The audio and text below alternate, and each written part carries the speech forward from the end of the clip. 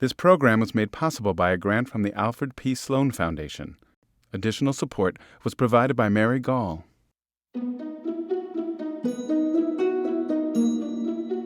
My mother felt that the finest thing that a young woman could do was to be a home demonstration agent. There weren't very many role models for women in the sciences in the 50s. I wanted to become a scientist. Something very different. I always had this dream of being somebody special. I was quite rebellious at that time. Somehow internationally famous. The work became so interesting. I was one of those Marie Curie fans. Change society's attitude to The women. luckiest thing I ever did was marry a man who really believed that I should have a career. Follow your heart, follow your passion. Important to keep I had the evolving. courage to dream of the impossible.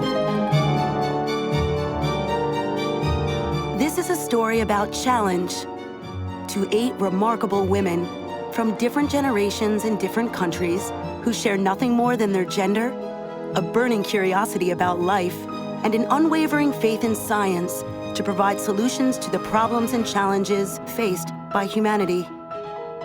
They have confronted calls of you can't, you shouldn't, even you won't.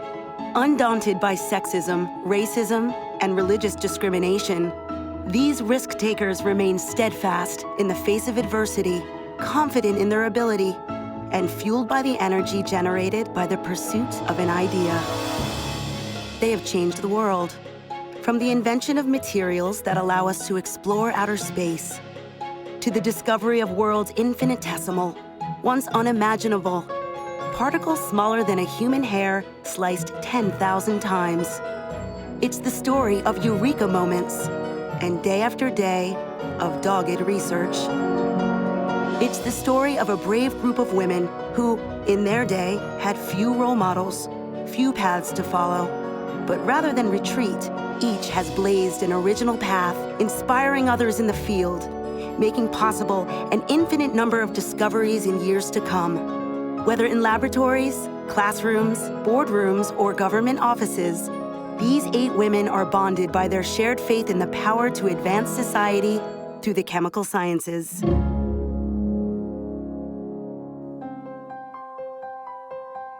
All scientists begin their journey by exploring the world with a child's eye and heart. Mothers and fathers play a key role, supporting and encouraging their daughters to be young dreamers. Kitty Hach-Darrow was such a young scientist, introduced to the marvel of flying by her father.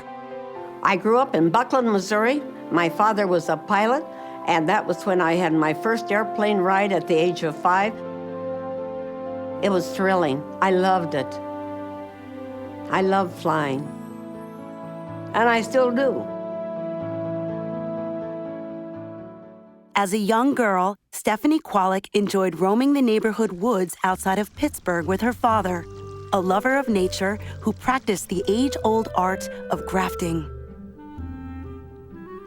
He and I spent a lot of time just roaming through the woods, looking for animals and snakes and leaves and wild plants, and I put all these things in a scrapbook.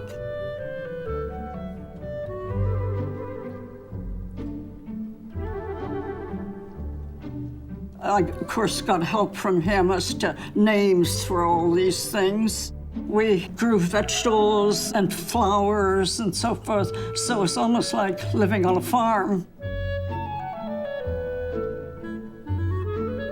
For chemical engineer Paula Hammond, a Detroit backyard was her first laboratory.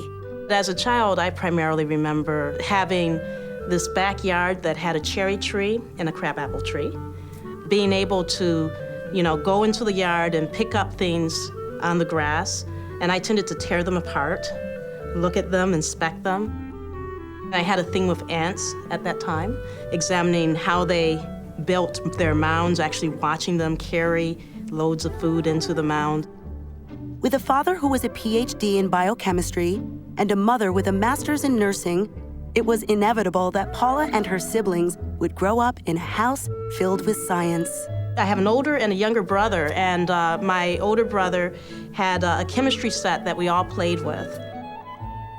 We had a Build-A-Heart Christmas gift, which had even a little bit of red powder that turned into blood when you mixed it with water, and you pumped this through this plastic compartmentalized heart. If not the backyard, the basement was as good a place as any for a little science.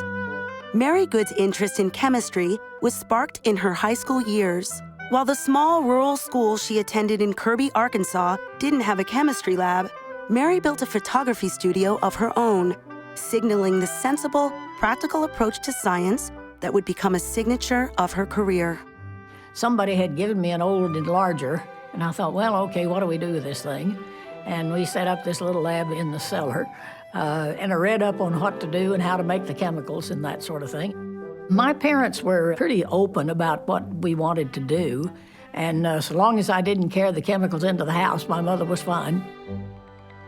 Uma Chowdhry grew up in Mumbai in India when it was still called Bombay.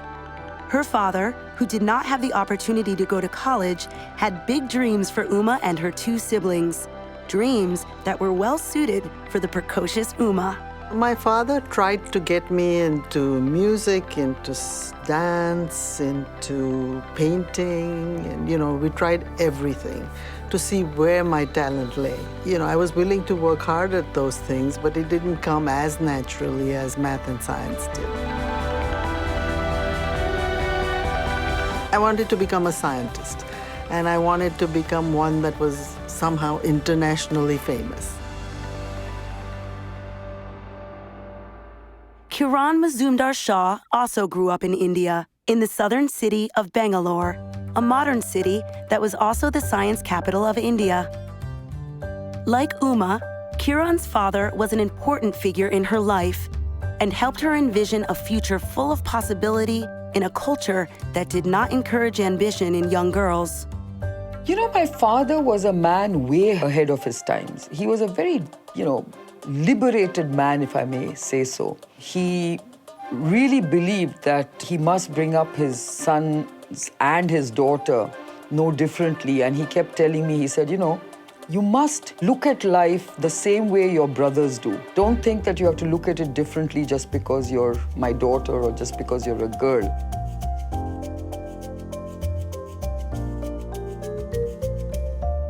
My whole attitude to society and life in general was very different thanks to him.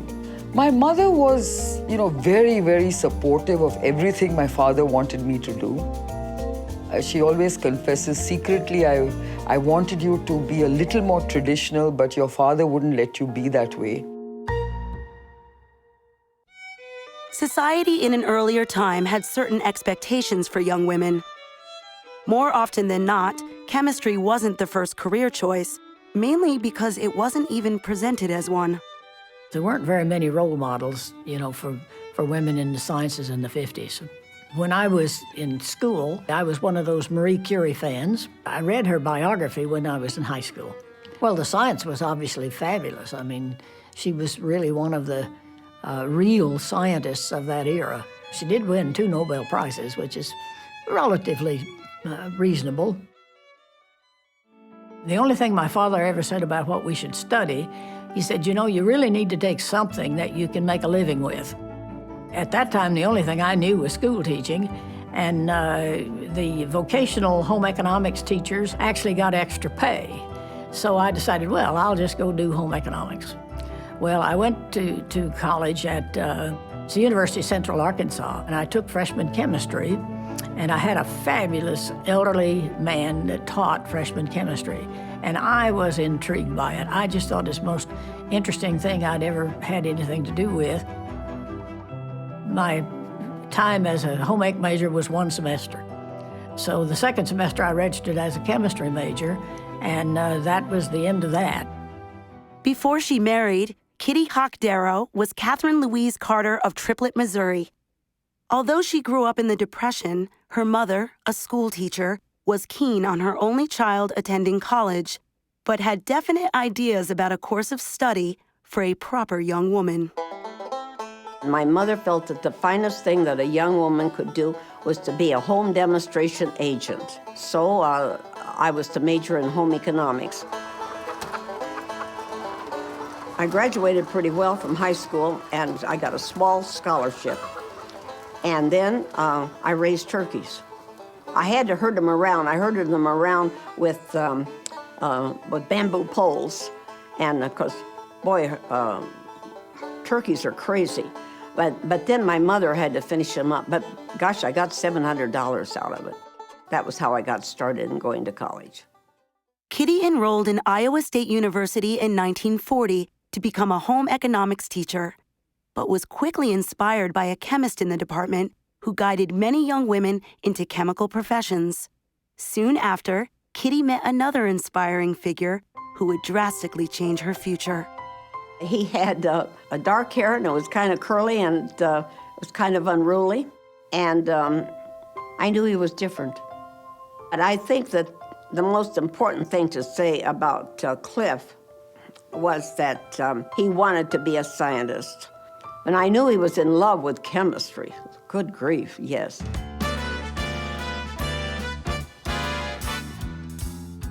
Cliff and I were students at Iowa State. We met, we liked each other, and pretty soon we were dating. Now, the only thing that was wrong with having a date with Cliff Hach was all he wanted to talk about was chemistry. One night, he came to pick me up for a date at the house where I was living, and he came in with this little box, and it was all wrapped up, and I thought it was a little box of chocolates, so I said, thank you. And he said, no, no, no, open it up, open it up. And so I opened it up, and there it was, a book. And it was a book by Dr. Otto Eisenschimmel on the building of the Sun Chemical Company. But there were two things about it that I noticed as kind of a subtitle: a chemical career and a business opportunity. That really convinced me this man really had in mind he wanted to build a chemical company. But he also said, but I want you to read that because Dr. Eisenschimmel said that Mrs. Eisenschimmel was very important in the building of the company. And number two, I thought I heard a left-hand proposal of marriage. And you know, by golly, I was right.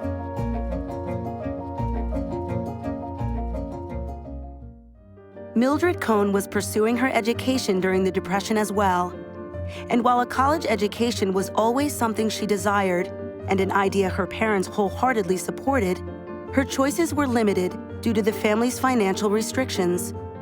Hunter College in New York City was free, and Mildred attended at the tender age of 14, armed with her fearless attitude and sage advice from her father. My mother's father was her greatest supporter. So he gave her this very interesting message, which is, Mildred, you are capable of doing anything that you choose, but you've got to be realistic. You are female and you are a Jew, and that is something that you are going to have to navigate. You're going to have to somehow figure out a way to get around the kind of discrimination that you're going to encounter. I had taken chemistry for 2 years in high school, and I liked it very much. And at college, I initially intended to be a chemistry major, but then I was interested in everything, and I couldn't make up my mind. But I decided that I could study other things by myself, but science I would have to study formally at college.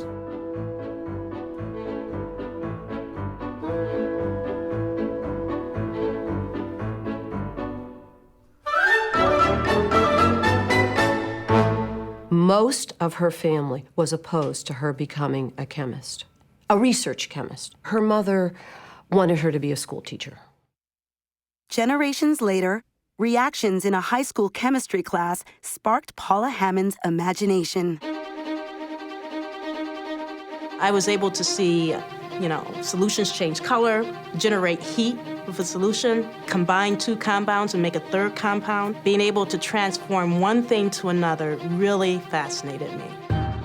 Paula was a stellar student and coupled her love of chemistry with acumen in both math and physics. Her chemistry teacher encouraged her to consider pursuing the field of chemical engineering. Paula started researching where the best engineers train. When I got on MIT's campus, it was instant love. I felt instantly like I belonged. Students, regardless of whether they were undergraduates or graduate students, were walking around on campus, talking openly like nerds. I love that. The fact that not everyone was perfectly dressed all the time, but no one really cared was actually, very comforting because it meant that you could be a little quirky and it would be okay. Uma Chowdhry graduated from college in India with a degree in physics and math. She applied and was accepted to Caltech and left her home for the first time on her first airplane ride at age 20.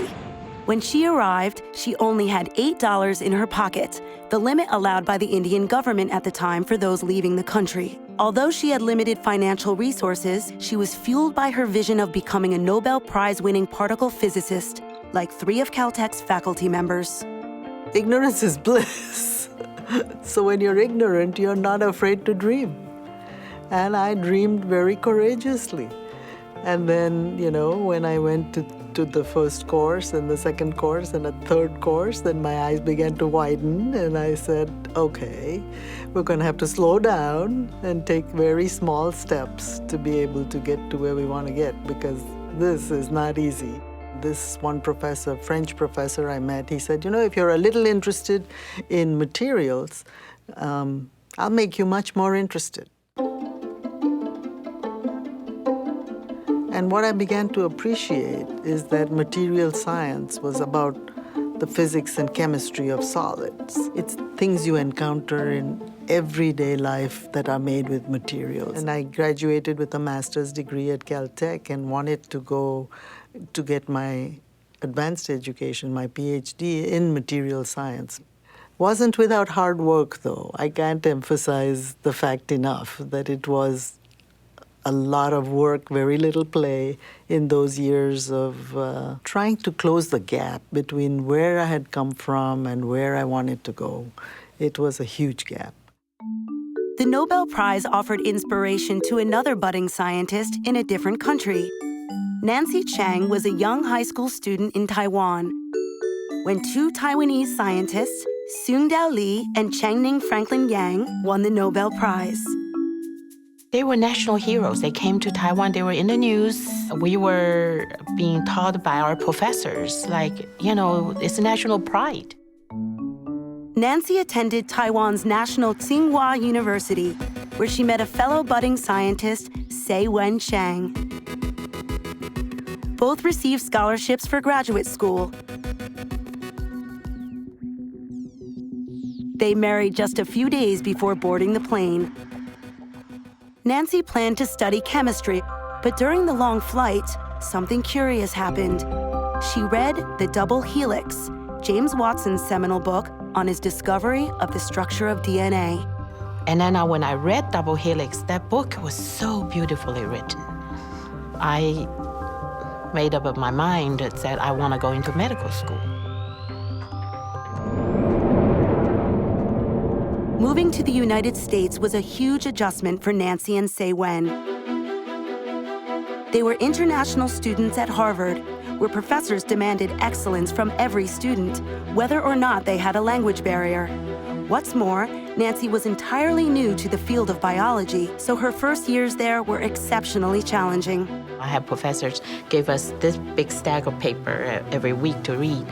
You can't finish up, and then you went to the professor and he said to you, it's good for you. Go finish. I grew up very passively, but it really takes hardship to bring the true yourself out, to speak out, to do what you want to do,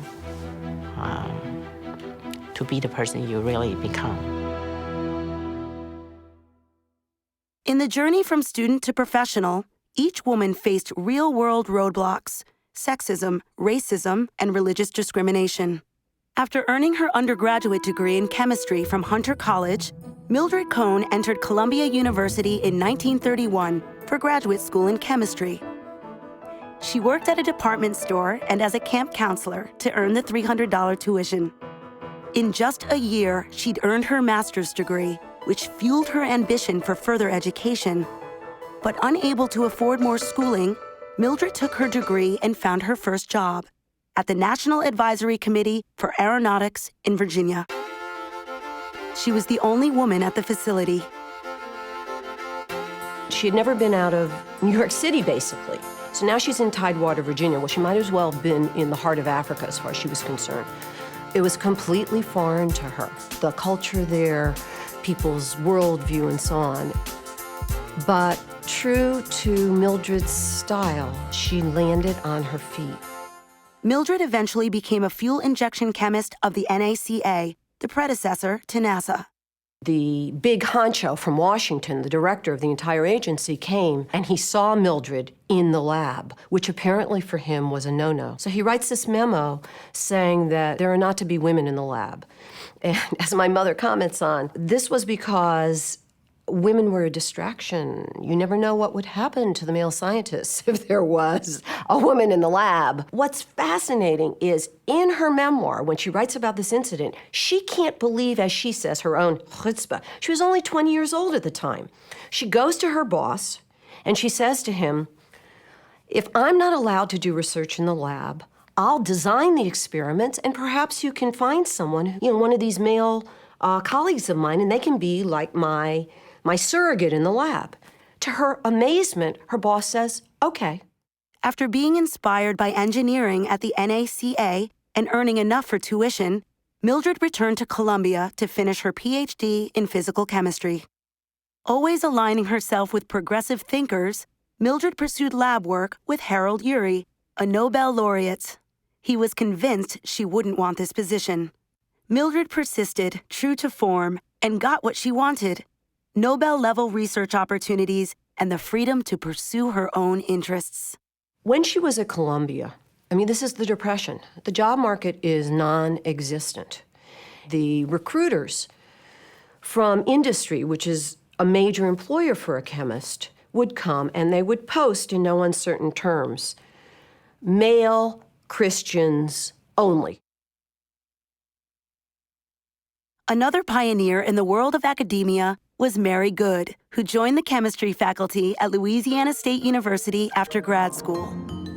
In 1958, LSU opened a new campus in New Orleans, and both Mary and her husband William were asked to serve on the faculty there. Mary became adept at juggling the demands of life for a woman with a career in the sciences. She was a full-time professor who also headed a laboratory, in addition to caring for her young sons.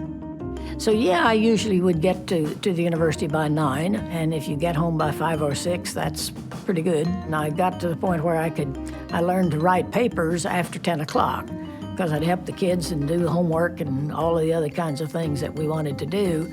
And then from about 9 till 2 in the morning, you write your papers. In those days, there were almost no other women in the business. That didn't bother me much. I never got entangled in that very much. There were times when it was obvious that you were the only woman in the department, but it didn't inhibit what I wanted to do. In the field of chemistry, Mary was making her own history. In 1967, she began using a new experimental technique called Mossbauer spectroscopy, which looks at very minute changes in the energy level of the nucleus of an atom. If you understand how the molecule behaves, then you can understand what to do with it. Mary used the technique to study compounds containing the metallic element ruthenium. We were trying to do a spectroscopy experiment that was really very, very difficult. You have to take this radioactive source, you have to move it back and forth, and the amount of movement corresponds to the energy of the electrons in the atom that you're looking at, okay? And we had run this thing and we couldn't see a thing. And so my graduate student, he said, I'm gonna run this sucker one more time, and if I don't get a signal, I'm gonna go play golf. So we set the whole thing up. It was a Saturday morning. Set the whole thing up one more time. And when this little signal began to come out of the grass on your recorder, and you see it ease up like that, and this really nice little signal comes out of the thing, that was a eureka moment. For Kiran Mazumdar-Shaw, a eureka moment would have to wait. She graduated from Bangalore University, with a double major in biology and zoology, with dreams of becoming a doctor. Her early career hopes were thwarted when she didn't pass a scholarship test for medical school. Without a plan B in place, Kiran desperately saw other career options, exactly when her father suggested she follow his steps and become a brewmaster. And I kind of thought that quite odd. I found it discomforting as a girl to sort of even look at pursuing a career in brewing. But my father said to me, he says, why do you have that kind of perspective about brewing? Because brewing is the oldest biotechnology known to man. So, I think you should look at it as a fermentation science. At 21, Kiran packed her bags and left home for the first time to attend the brewing program at Baylor University in Australia, where her father sent many of his young brewers. Actually, that was quite a defining time in my life, I would say, because, I learned to fend for myself, not only as a young woman in an all-male class, but also as someone who was pursuing a very, very different vocation which no woman would think of pursuing. I certainly got my spunk from my Australian days.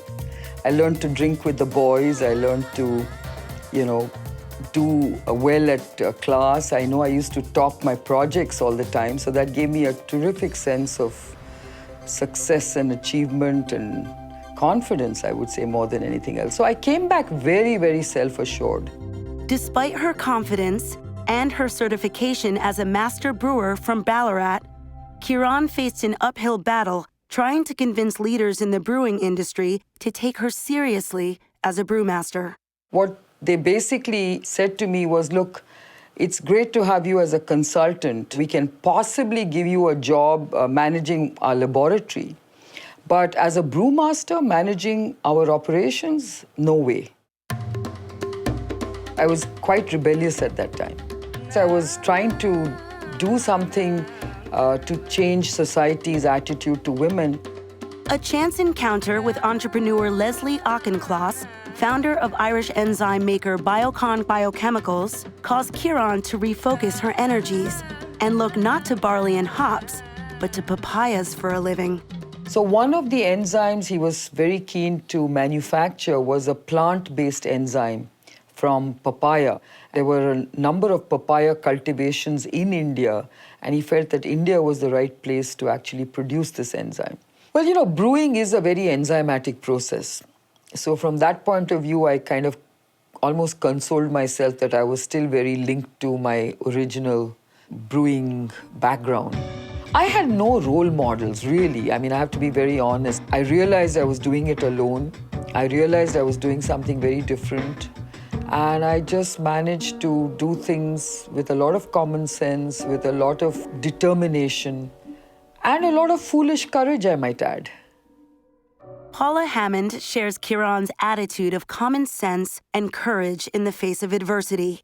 After she earned her bachelor's degree from MIT in chemical engineering, Paula decided to pursue work in industry while she thought more about graduate school. She'd married John Hammond, a mechanical engineering student, and together they headed south to work at Motorola.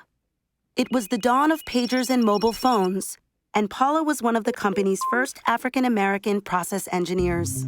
This was an interesting time. It was the 80s, and people weren't used to interacting on every level with African Americans as engineers in the workplace.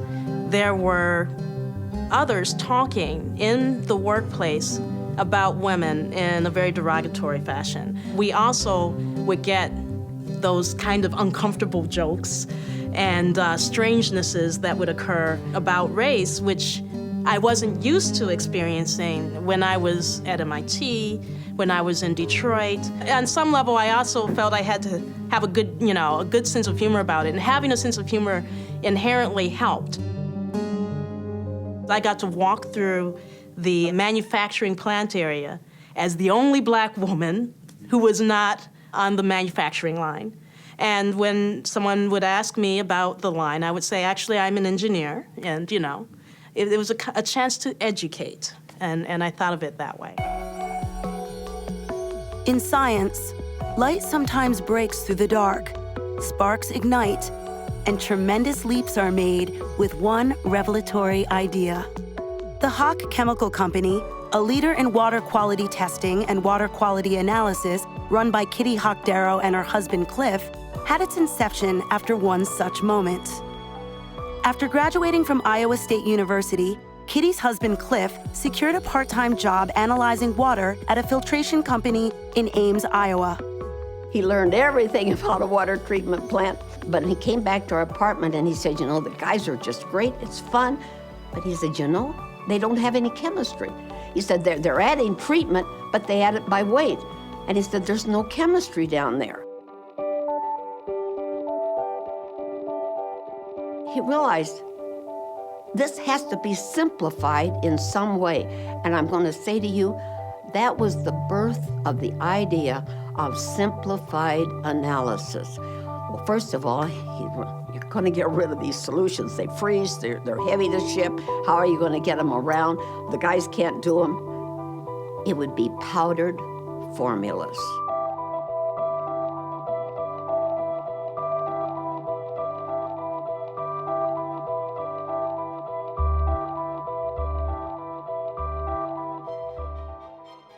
Many of the waters in chemical analysis are absolutely beautiful. When you have the test run, it's a beautiful yellow.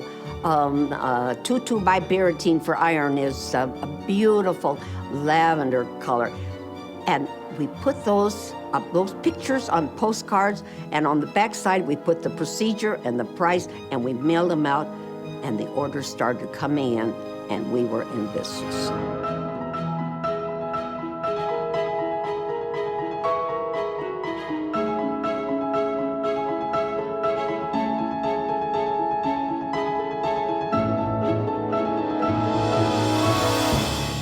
We really were the first to actually pre-manufacture the reagents.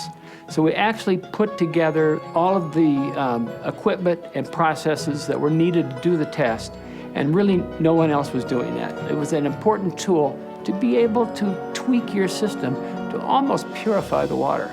We started with the municipal water treatment plant, and then there'd be the waste treatment plant. But industry, every industry uses water. Career and domestic paths converged when Nancy Chang left a successful career in business to follow her husband, Say Wen, after he was appointed a professor at the Baylor College of Medicine in Houston, Texas. My husband got his bug about wanting to be a professor. He always wanted to be a professor. His dream was become a professor. So I'm the Chinese wife. You want to be a professor? We be a professor. So I came down with no jobs, just a wife. But I walk into the department and show them my credential. So I end up in an associate professor position.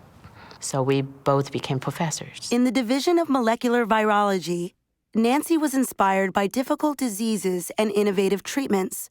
One in particular, the terrible allergies she and her husband suffered that triggered asthma attacks. So every spring, every fall, his face is all swollen. So one night when we were sleeping, he woke me up. He said, I have this idea about treating allergy by blocking IgE. I said, okay, get a pen and pencil. I'm the note taker. Tell me about how this works. So he drew it to me. So I'm looking at this and said, yeah, it's a damn good idea. So that became the Tanox flagship project. And I quit my professorship because between husband and wife, who should quit? Wife. The Changs founded the biotechnology company Tanox in 1986 to tackle asthma, allergies, and diseases affecting the human immune system like HIV. Nancy assumed the title president, inaugurating her new life as an entrepreneur. At Tanox, the Changs had great successes, including the discovery of what eventually became Xolair, the first drug cleared for treating asthma related to allergies via the immune system.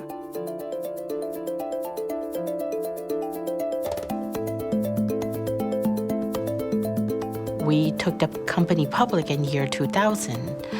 It turns out even today, It's the second largest IPO in the whole industry. The company went public at $1.25 billion.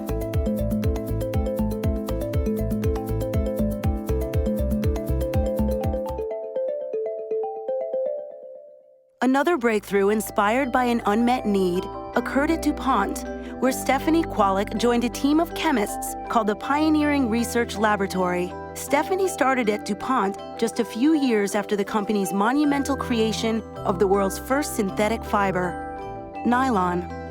I was very fortunate that I worked under men who were very much interested in making discoveries and inventions. They were very much interested in what they were doing, and they left me alone. And I was able to experiment on my own, and I found this very stimulating. It appealed to the creative person in me. In 1965, there was talk of a gasoline shortage, so DuPont issued its researchers a challenge to look for the next generation high-performance fiber to replace steel wire in tires. Lighter tires would ensure better fuel economy.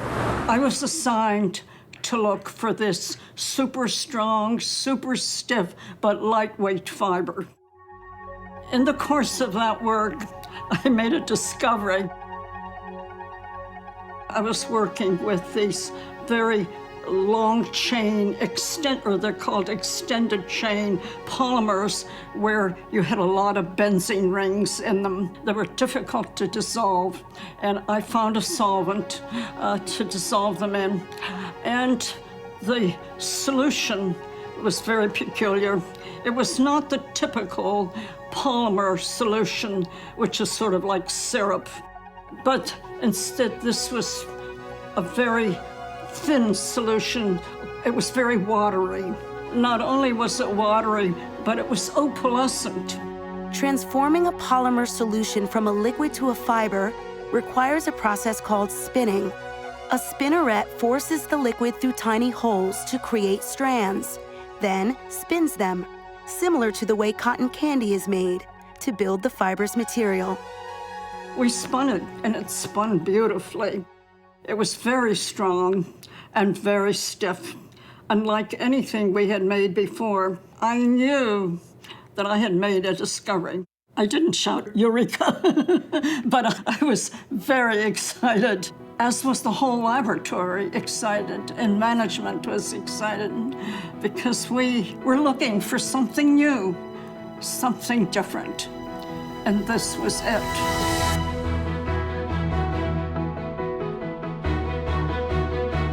DuPont Kevlar fiber makes hundreds of household and industrial items safe and cut-resistant.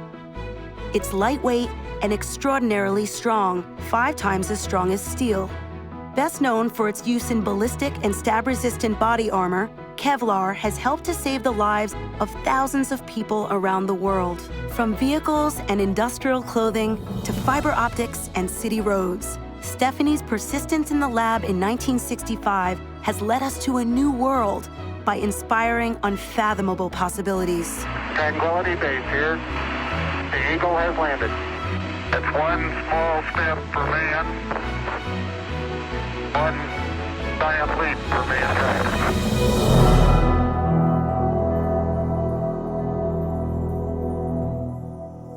Progress certainly requires brain power, but it also requires the spaces and tools that scientists use to test their ideas, advance their thinking, and measure their results. Places that allow minds to prosper. After graduating from MIT, Uma Chowdhry and her husband Vinay moved to Wilmington, Delaware, where each found a remarkable home for their career passions and a shared love of science. Like Stephanie Kwolek, Uma found DuPont to be one of the most advanced and prolific industrial research labs around, and a perfect home base for a young, eager scientist.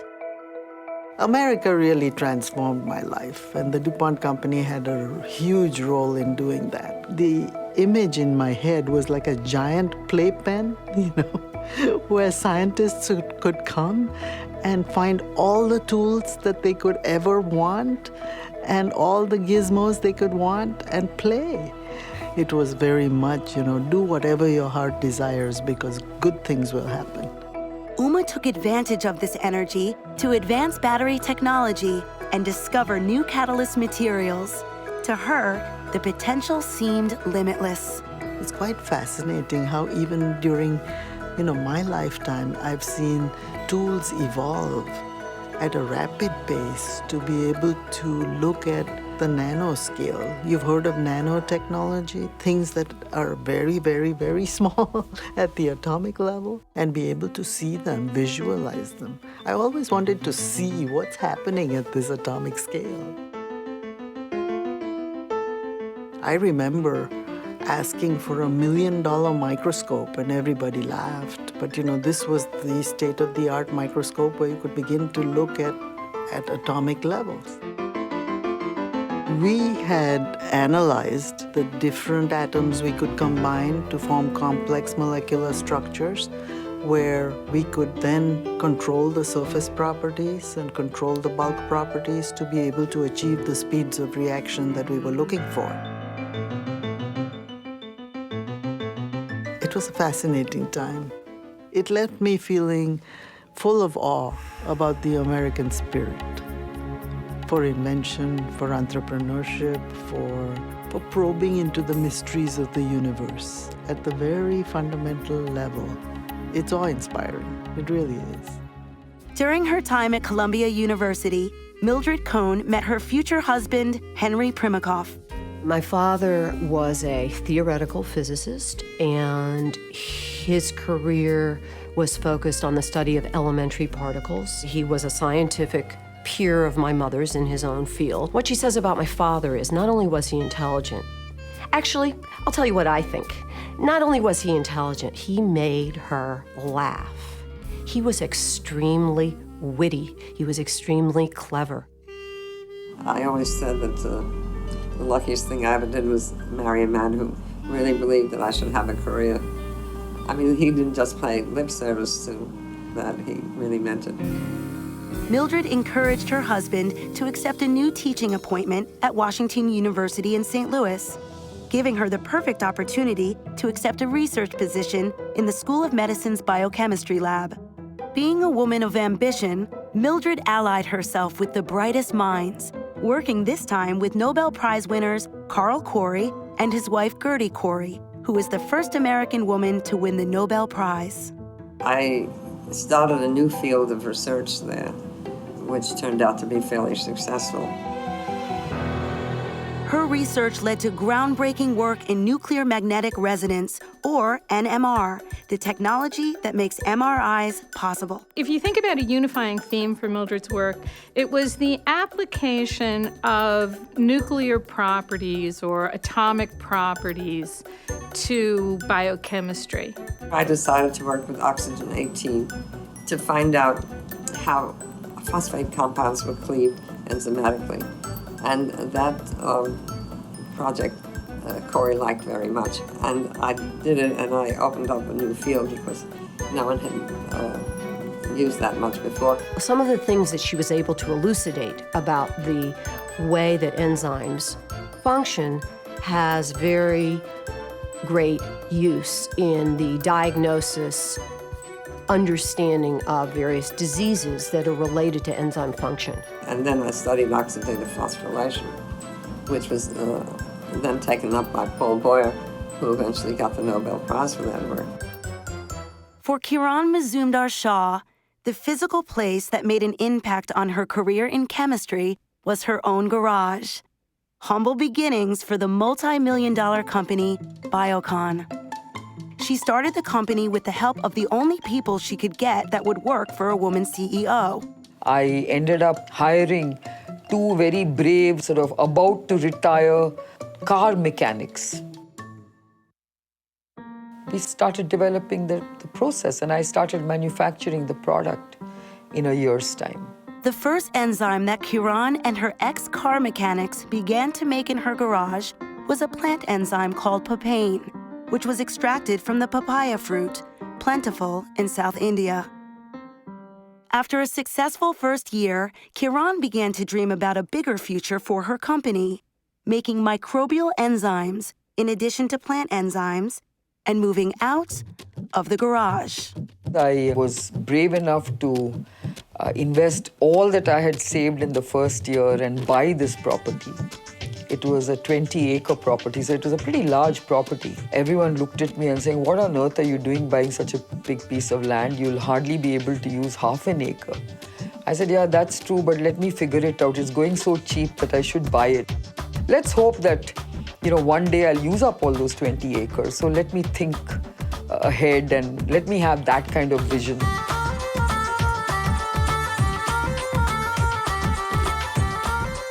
Today, not only have we used every single bit of that property, but of course we've now spilt over into a 100-acre property, which is the second phase. And then we're putting up another large facility in Malaysia, which occupies another 50 acres. Kiran never attended business school and attributes a common-sense approach to Biocon's success. In 1989, Kiran became the sole owner of the company. She then refocused the business, and Biocon expanded from producing enzymes to creating biosimilars, the biotech equivalent of generic drugs. Today, Biocon occupies a 90-acre campus with 5,000 employees. It is India's largest biotech company and Asia's biggest producer of insulin. Biocon is in trials for a cancer treatment drug and has also invested much energy in creating a revolutionary class of insulin, one that can be taken orally. It's a huge problem in India. Diabetes is one of the largest disease burdens that we have in India. In fact, it's a huge global challenge. And I said, if we, out of India, can do something like this, it would really, leapfrog us into a different league. At MIT's Koch Institute for Integrative Cancer Research, the laboratory is the place where Paula Hammond's research group is making their discoveries in polymer science. In my lab, we actually work on the design of polymers. We can make a polymer, which is like a soap bubble, but much smaller, and can contain things like drugs. This becomes really relevant for cancer, for example, because typically the drug you're trying to carry is a toxic drug. It's a chemotherapy drug, and you want only tumor cells or cancer cells to receive that drug. So in that case, we're designing these drug delivery nanoparticles. Nano meaning so small that if you were to take your own human hair and slice it lengthwise 1,000 to 10,000 times, that would be around the size of these nanoparticles. We call those polymers stealth polymers because they actually cloak the nanoparticle and allow the nanoparticle to look like essentially molecules of water as it's going through the bloodstream. That means that other cells won't interact or engage with the nanoparticle, and the nanoparticle won't be eliminated by our immune systems. And they actually get caught up in the tumor tissue.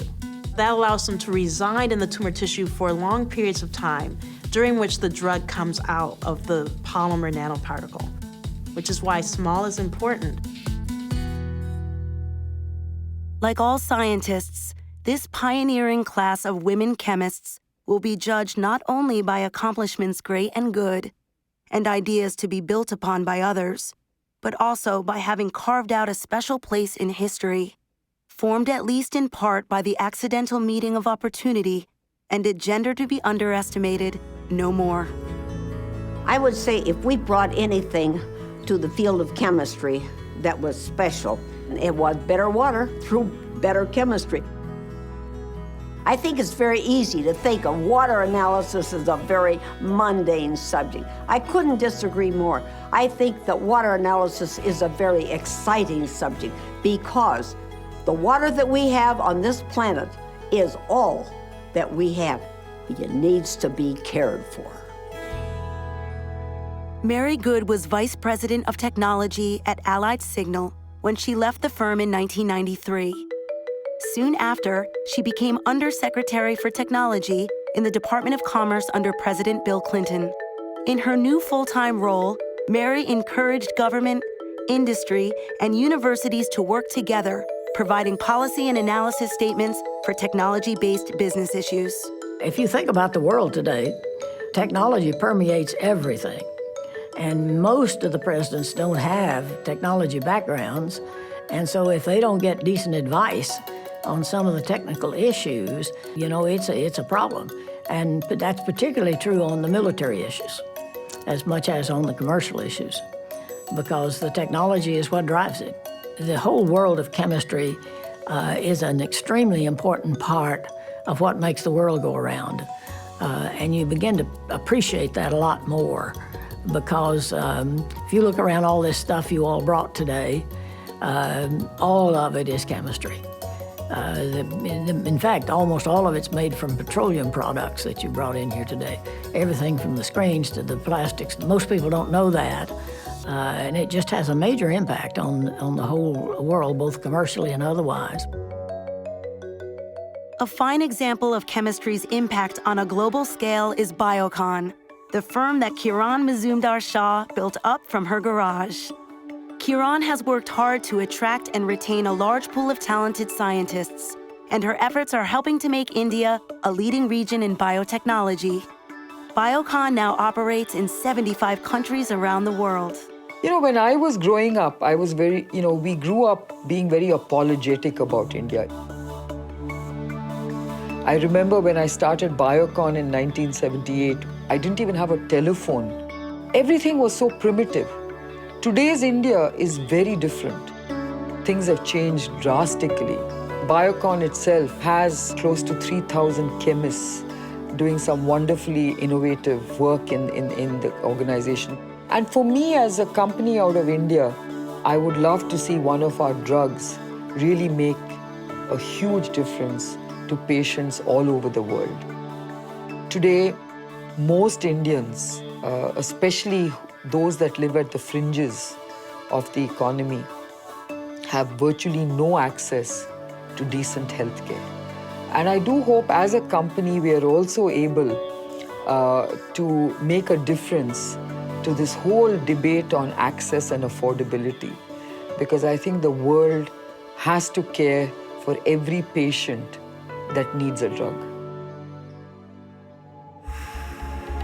Global initiatives with chemistry underwrote almost everything Uma Chowdhry did as Chief Science and Technology Officer of DuPont, including biology, materials science, and engineering. Her work was mission-based and exciting, and she and her team dreamt big dreams about how they might globalize their research. When we talk about innovation, it's about taking the science out of the lab and creating value in the marketplace. Her team started converting cellulose into biofuel and re-engineering bacteria. She furthered her mission-based philosophy by expanding her research capabilities around the globe. So we built a lab in China, we built a lab in India, we built one in Brazil. It's been very rewarding to watch those labs grow, to hire local people, and create new products for local needs. And we're living at a very exciting time because the world is changing rapidly. There's going to be more needs in the world in the future. There's more people in the world that we have to feed. New problems will arise as a result, I have no doubt. I mean, there will be water shortages, there will be energy shortages. So how do we come up with inventions and discoveries that help us overcome these challenges?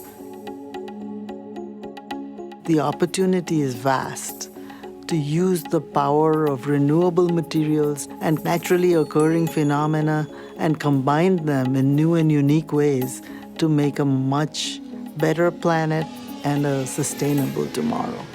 I like to think that I would be remembered for having worked on sustainable products and having globalized our research to be able to reach, the far ends of this world and provide better products to improve the material standard of living for people all over the world.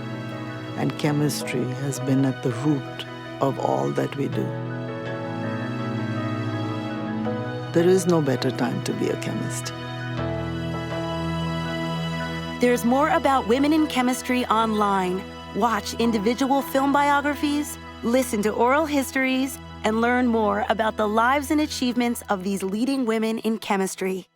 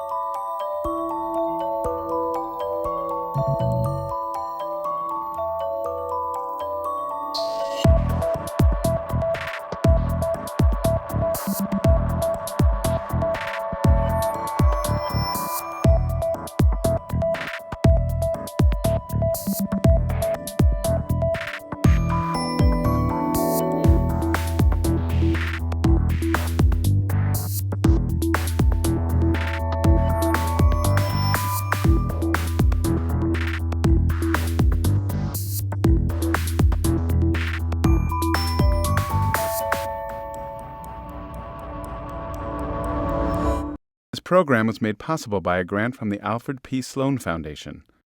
Additional support was provided by Mary Gall.